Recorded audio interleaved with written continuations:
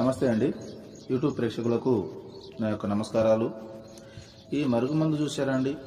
మరుగుమందులో రెండు రకాలు ఉంటాయి.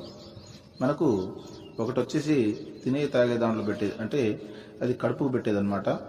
అది మనం అన్నంలో, కూరలో, చికెన్లో, మటన్లో, జ్యూస్లో, స్వీట్లో, కూల్ డ్రింక్లో అది పెట్టచ్చు. అంటే తినే తాగే దాంట్లో పెట్టాలి, అది కడుపుకు పెట్టేది వస్తుంది.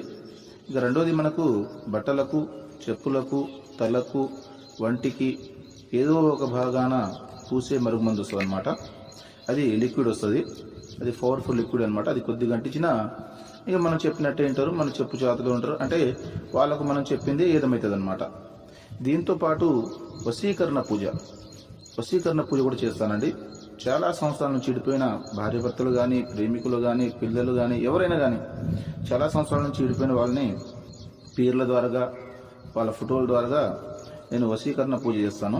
వశీకరణ పూజ చేసి వాళ్ళని దగ్గర చేస్తాను.